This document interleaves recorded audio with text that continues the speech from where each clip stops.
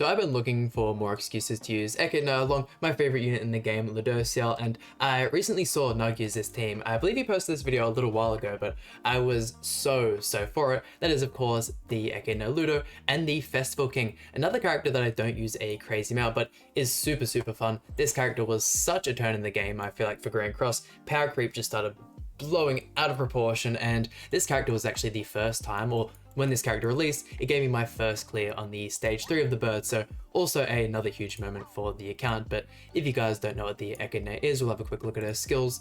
The first card inflicts 7 damage equal to 300% of attack on all enemies.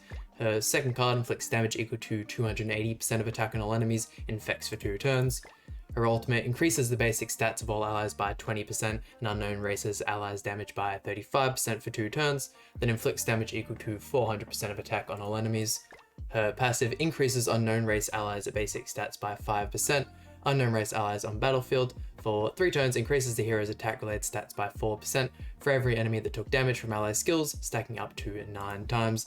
And last but not least, the Holy Relic increases the hero's damage dealt to debuffed enemies by 35% and decreases damage taken by 15. Super good character. If you are looking to build her though, she is more of a support character, so would highly recommend the HP defense set. Also gives her a lot more CC. I'm an attack crit fiend, and then the gear, or the cosmetics, sorry, a little bit of investment. It's unfortunate that she'll most likely never get max cosmetics because she is a rerun character after all, but this is the team we're going to be using today, and let's dive in. And no way to start a video other than going against an Archangel team and starting off with the extra King card. I mean, at least if they have evasion food, something like that, we can always bait it with the King card. Not too sure what our best starting it. I could imagine this will be the way to go. And then surely we can at least finish someone off with the Sever card. I mean, super close to killing almost everyone there. As long as we can go first in all of these matchups, we should be just fine. And I mean, would you look at that, Ludo not being an absolute card magnet? This is a first. I mean, characters like him end up filling your hand up all the time. Him, Keo, you know, you guys are all aware of what kind of characters it is. And then you run people like Purgatory Barn and you get nothing. No gift cards, no heart crushes. Can be a nightmare to get wins with those teams. Sorry, our counter goes up. I mean, we could just keep spamming King cards. It's gonna result in an easy win. I mean, using Ludociel and going first is by far one of the greatest feelings in the game. And I'm so glad they didn't end up just limiting ECHIDNA to her own team, because there's a whole bunch of characters in the game where they only really get their passive buff, their Holy Relic buff, all that kind of stuff, when they're being used with characters of their own race, all that kind of stuff. So us being able to attack with characters like King and still build up her buffs is absolutely huge for her. Gonna make her a whole lot more viable for a whole lot longer, which is really what you need, especially when you're summoning on these exclusive characters. I mean, you don't always want them to be the most broken characters in the game, because then you'll never see them again, but you also want them to be viable and still be a fun option, something cool to choose, something that you can look in your box and still use from time to time, because I feel like that is one problem Grand Cross has, where is with how quickly power shift happens, or power creep, I should say, with how quick power creep happens, and with the fact that Netmobile just refuses to buff older units, literally 5-10% of your box is the only thing you can really use. So could you imagine if we got a stat buff to all of the old melees? Seeing counter melees absolutely floor people in PvP, 1 million damage level 3 counters, that would be crazy fun, but they're not like that, so who knows, we might see it one day. I was really hoping when we had the Ragnarok Barn and we had his that we'd start to see it more often, but I don't know, man. And our first demon team of the video, going second as well against Chandler. Oh, this is going to be a nightmare. This stops us from just spamming King cards in this first turn. With us actually getting the extra Ludo card, we could potentially free up one of our turns with just moving his cards around, but I don't know, man, this is still going to be a struggle of a match to win. He could go for the block effect on King and yeah, potentially not go for the counter turn 1. I feel like using both of them in the same turn would be a waste though. Just because if he puts up the counter, we're not going to attack regardless because of the amount of damage we put out, so why block in the same turn as well? Let's see, let's go 1. We could get Ludociel ultimate. I don't feel like it's going to be of too much value, so I may just go ahead and move ECHIDNA cards. Hopefully we can get a merger on the Sever card. That'd be... Oh no, never mind. More Ludociel cards. Exactly what we're hoping for. Perfect. He gets an extra 2 Chandler cards. You've got to be joking, right? Oh no. I think we've just lost this from the get-go due to his card RNG being so much better than us. And he's got 2... I'm guessing they're mergers for the silver cards. Do we stand a chance here? And the fact that if we attack into him, it's going to proc the darkness effects as well is actually deadly. There we go.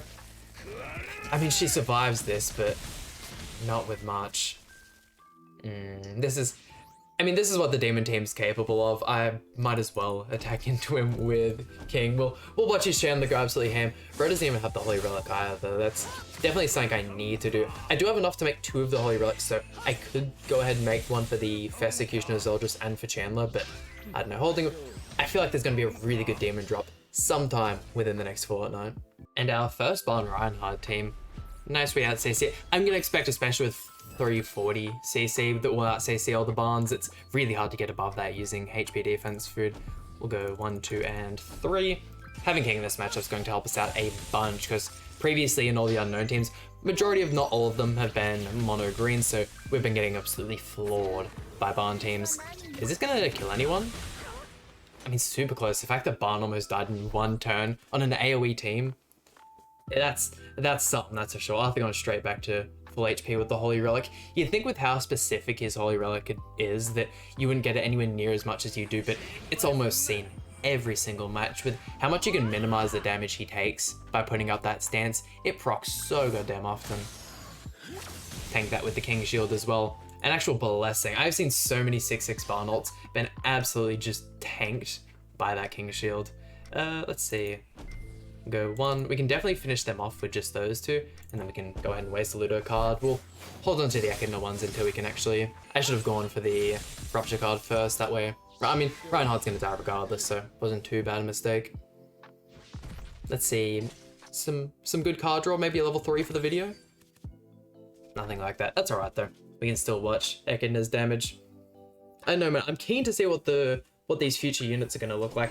I'm really excited for whatever the next Ragnarok update unit's going to be. I'm hoping it's another unit, or at least a unit that increases our defensive capabilities against the Skull and Hardy, because don't get me wrong, dealing damage against them isn't a problem, but I still have so many times on the 3rd floor where what's her name, Thona ends up dying first turn because the team just can't tank, and whoever, they always seem to go for one character and they just target them the entire time. Unfortunately, I'm not someone who has a 6-6 red Tarmiel, so it can be really hard for her to survive when the only healing she's getting back is at the end of the turn. Granted, I do have the Green Elizabeth as well, but once again, if she's dying before the end of the turn, she doesn't stand much a chance. And only 1,000 PvP coins off of the Trader Meliodas cards, so at that point I will be able to get the Skull and Hardy artifact set, which does increase all basic stats, if I'm not mistaken, so hopefully that gives us enough HP defense to actually tank that first turn as well. That may be the problem and the thing I'm missing out of. I don't find the freeze to be super annoying. It did take finishing the 2nd floor just a little bit longer. I could see myself winning so many of those runs over and over again if the freeze wasn't a thing. The amount of times my Trader Mel would get frozen right as I got into the final phase was super, super annoying. Wow, this is... how the turns have tabled. Now it's us getting 1 turned. Oh no. I mean, I suppose we'll kind of see what our damage can do before he finishes off. And look at how this video has just become me complaining about Skull and Hardy. I think it was amazing posted on Twitter asking if, at least for people who played both Dokkan and Grand Cross, which one's harder, the Cell Max event or Skull and Hardy? And 100% dude, Skull and Hardy, for the amount of money I've spent on this game and still struggle for the 3rd floor, that it just shouldn't be the way it is. And I spent quite a bit of money on Dokkan as well, but you can just get lucky, pull those units, whereas Grand Cross, I feel, is a game you have to put a lot more time into, a lot more effort. It does end up being a lot more rewarding though. Hitting the 10 mil box EC was such a huge achievement for me. And another unknown team. Really like how many people are using the new Echidna, that's for sure. People using the Holy Relic machine known as Hijack Gotha. Let's see. Yeah, go for this. I wonder if we'll be able to 1-turn here with the extra Sever card. I really hope we get more Holy Relics like Gothas as well. A complete revamp for characters, kind of like what Nambalpal could do if they just buffed all the characters. Wink wink, nudge nudge. Also, that was so goddamn satisfying. Easy 600,000. But there we go, that about does it for today's video. I'm sure at this point you guys get the gist of this team. These are of course the teams I absolutely love in the game. These super strong, high damage, glass cannon ones where you end up beating your opponent in 1 to 2 turns. Pretty much the opposite of the Archangel team, although I do like that we've had a team that is the complete opposite, having that kind of passive hers where you end up building it up and then saving all of your strong cards of hers for the second and third turn in order to dish them out is super good. And I mean, the Archangel team works super good in all of the final boss or the guild boss, all that kind of stuff. So I don't know, really good addition to the game, I must say. Much would have preferred it to be my L. I'd probably have the Archangel team as my favorite team if it were my L, but anyways, that just about does it for today's video. Hope you guys enjoyed. Please hit like and subscribe. Really means a lot to me, and I'll see you guys for some more Grand Cross content.